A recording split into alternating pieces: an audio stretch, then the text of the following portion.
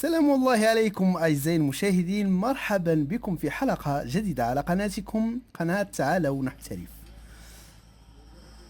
بلقاكم مرة أخرى أعزائي المشاهدين، ونشكركم جزيل الشكر على حسن المتابعة وعلى تعليقاتكم وتحفيزاتكم المشجعة. بارك الله فيكم جميعا. نعم، في هذه الحلقة أعزائي المشاهدين على بركة الله وقوته سأريكم طريقة إصلاح هذه الأنواع من المضخات الكهربائية أو المضخات الماء التي توجد داخل آلات الغسيل الأوتوماتيكية أو آلات التصبين.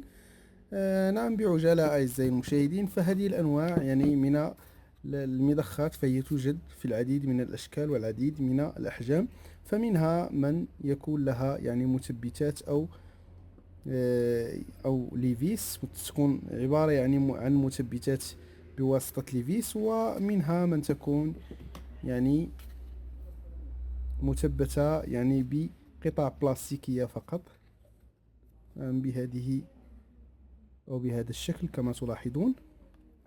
ابقوا معنا أعزائي المشاهدين حتى أريكم الطريقة السليمة والصحيحة لإصلاح هذه المضخات اللي هي مضخات الماء،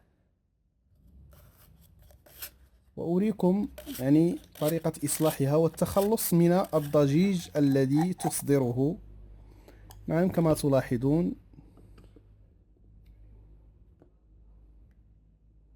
نعم، بعجالة أحبابي في الله سأقوم بتشغيل مضختين من هذه المضخات حتى أريكم المعطلة والسليمة، ولمعرفة ذلك كل ما علينا وهو توصيل هذه الآليات أو هذه القطع بالكهرباء. ابقوا معنا. نعم، فالطريقة جد سهلة أعزائي المشاهدين، كل ما علينا وهو ربط هذين المجسين بالكهرباء حتى نسمع هل هناك ضجيج أم لا. فالطريقة جد سهلة. لدينا بليس عفوا فاز أو نوتر 220 220 فولت.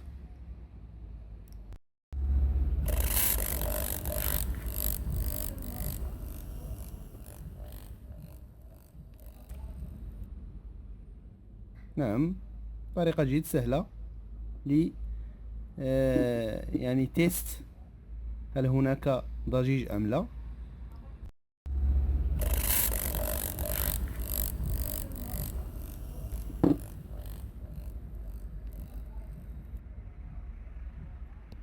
كما سمعتم أعزائي المشاهدين، فهذه المضخة لا بأس بها، فهي مقبولة.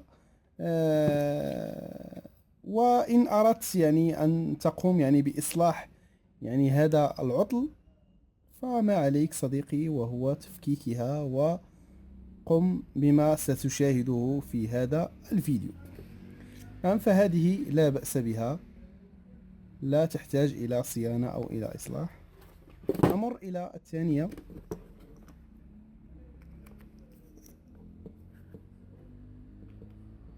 كل ما عليك وهو تركيب هذه المجسات في مكانها، ثم تمرير الكهرباء.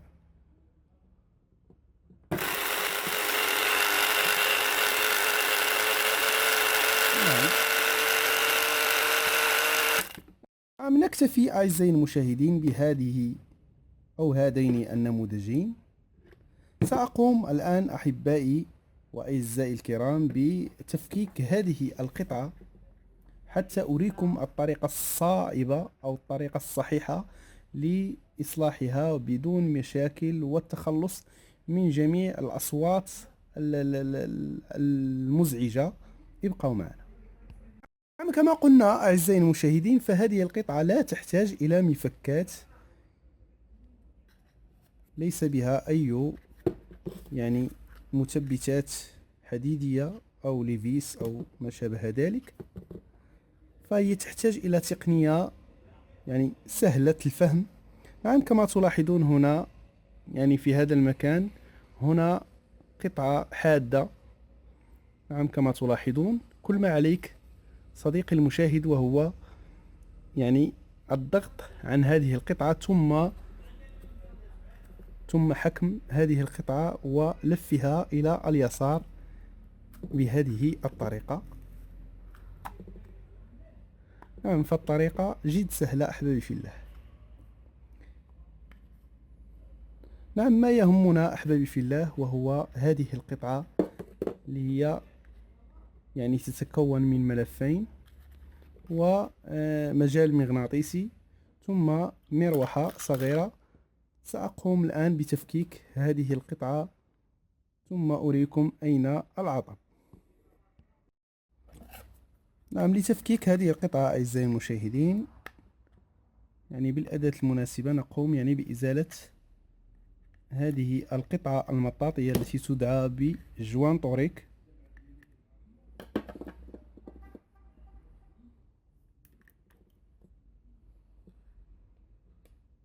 نعم، ثم بطريقة جد سهلة سأقوم يعني بإزالة هذه القطعة البلاستيكية.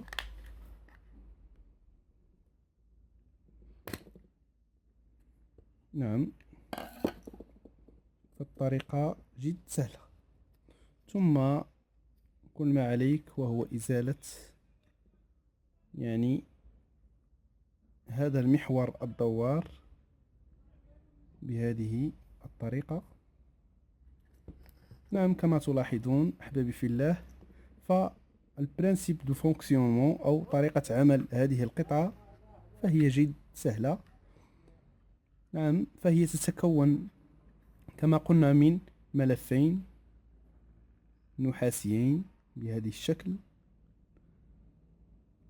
وتتكون أحبابي في الله من محور كهرومغناطيسي أو محور معدني، وتتكون من مروحة.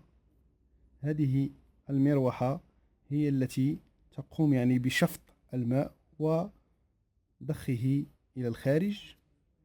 وهنا أحبابي في الله يعني عنصر مهم. نعم، كما تلاحظون هنا في الداخل لدينا يعني قطعة مطاطية ونابض هما من يمنع يعني دخول الماء إلى هذا الوسط. نعم، تدعى بلاريد ويل أو لاريد أو. نعم، بطريقة جد سهلة حتى لا أطيل عليكم سأمر إلى يعني معرفة طريقة التخلص من الأصوات المزعجة التي تصدرها هذه القطعة. فالطريقة الأولى أعزائي المشاهدين أو المرحلة الأولى من الإصلاح لا بد من إزالة يعني جميع الرواسب وجميع يعني هذه الأوساخ والأتربة والجير الذي يتوضع يعني داخل هذه القطعة بهذه الطريقة.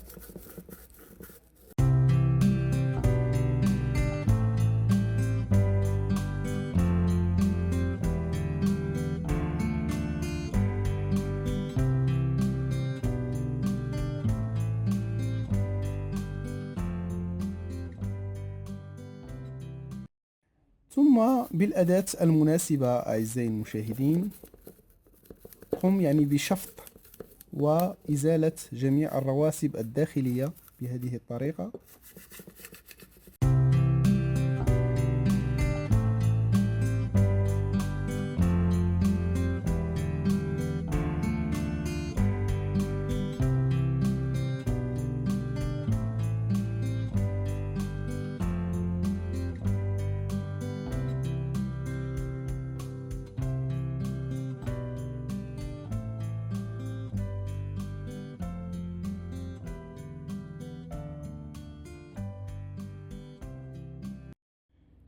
نعم، ثم بعد التنظيف أعزائي المشاهدين كل ما علينا وهو وضع يعني بعض القطرات من الزيت داخل هذه البؤرة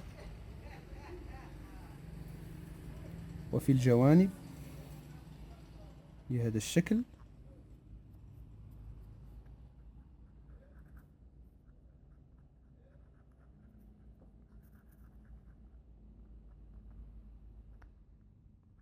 فالطريقة جد مسلية وجد يعني رائعة ومجربة 100%. ثم نأتي بقطعة قماش، ثم نقوم يعني بتنظيف هذه القطعة المعدنية المغناطيسية. فهي مغناطيس أحبابي في الله، كما تلاحظون.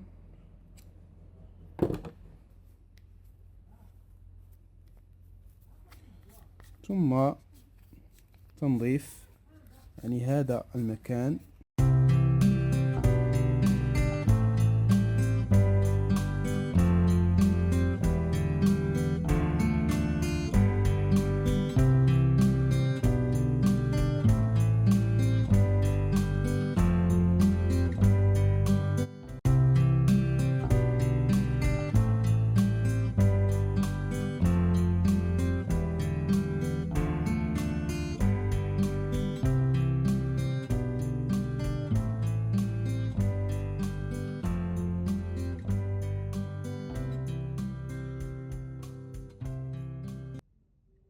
نعم كما تلاحظون.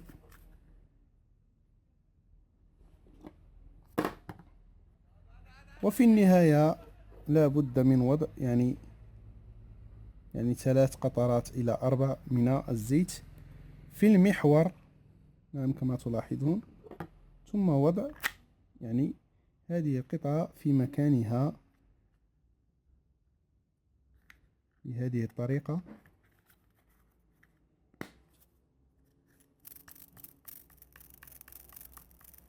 نعم.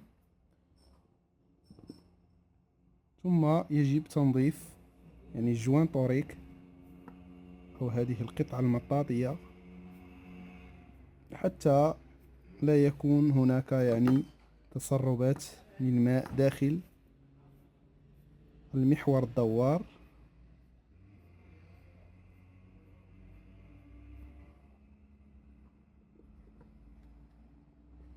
نعم.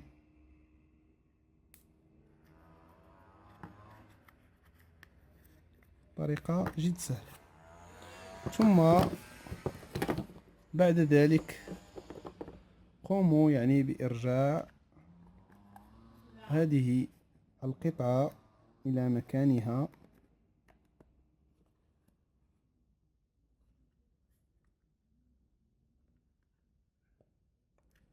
نعم. كل ما عليك عزيزي المشاهد وهو الضغط عن هذه القطعة بقوة حتى تأخذ مكانها.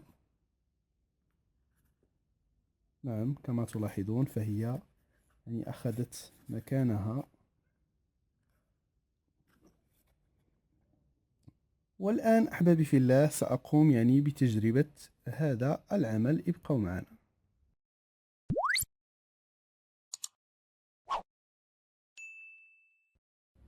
نعم سأقوم الآن أحبابي في الله يعني بربط هذه القطعة بالتيار الكهربائي.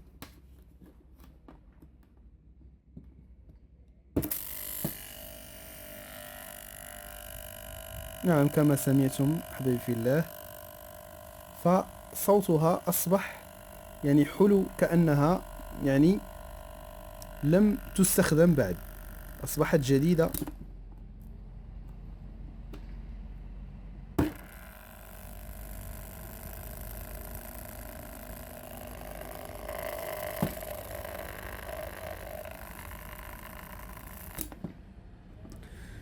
أعزائي المشاهدين وصلنا لنهاية هذه الحلقة، أملا على أن نلتقي بكم يعني في فيديو جديد وشرح جديد. لا تبخلوا عن أخوكم بالضغط على زر إعجاب وزر سبسكرايب، وأتمنى من صميم القلب أن أوفق يعني في نشر المزيد، لأنني يعني الوقت لا يسمح لي بنشر المزيد من الفيديوهات. وأسألكم الدعاء لي وللوالدين، وبارك الله فيكم جميعا.